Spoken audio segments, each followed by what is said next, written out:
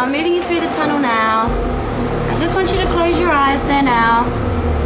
It's called PET, positron emission tomography, a body scanner that can make the crucial difference diagnosing cancer. The scan takes about half an hour. And for heaven's sake, I mightn't even be here today. PET's the most rapidly growing imaging technology around the world. It's really very clear to all the clinicians, not just the imaging specialists but the oncologists, that this really is imperative for cancer patient management. Despite these glowing testimonials, the Medical Services Advisory Committee, or MSAC, wasn't convinced, confining the funding of PET scans since 2000 to a select group of mainland hospitals while it awaited proof of PET's effectiveness. It doesn't have any therapeutic value, so its real value is in identifying people who will avoid more complex procedures.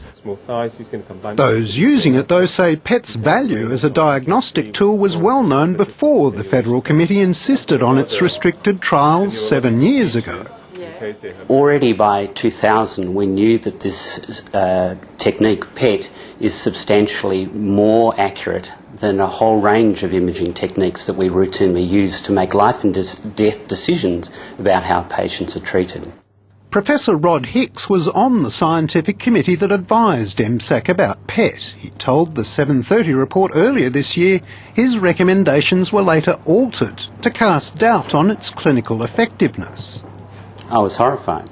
I wrote to the chair of MSAC and said the primary conclusion is not consistent with our opinions nor the opinions of the wider medical community.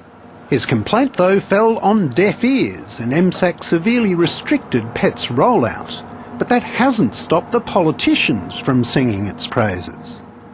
PET's fantastic because it identifies exactly where the cancer cells are in the body, and that's what every cancer patient wants to know. Cancer experts around the country are telling me that this is vital for the treatment of many patients. This is a very useful diagnostic modality.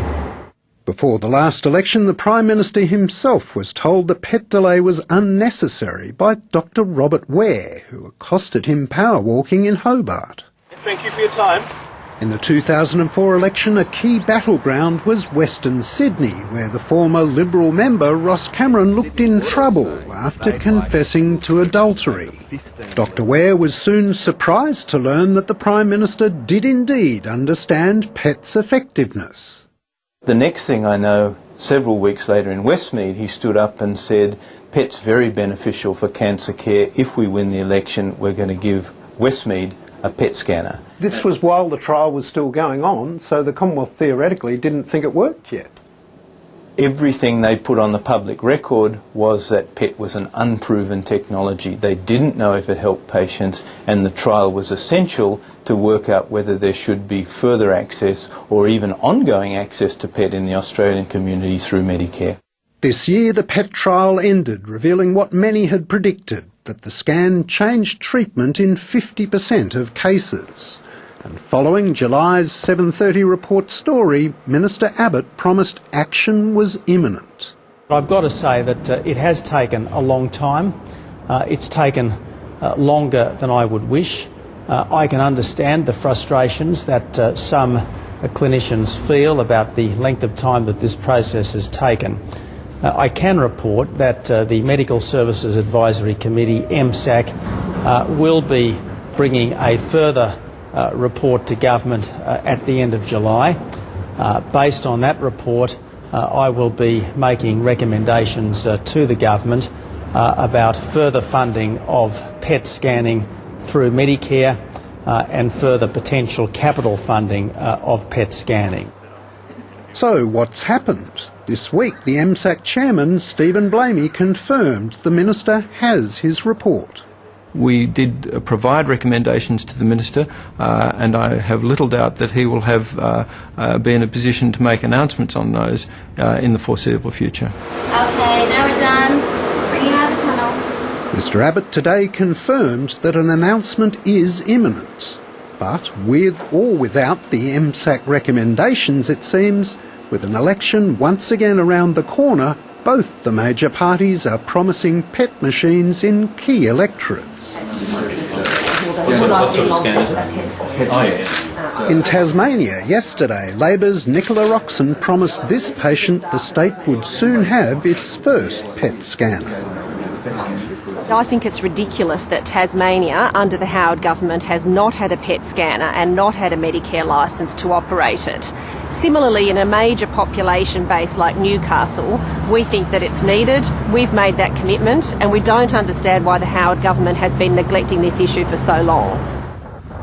At Newcastle's Mater Hospital, where Dr Paul Thomas and others bought a PET scanner with charitable and community funds, that's welcome news.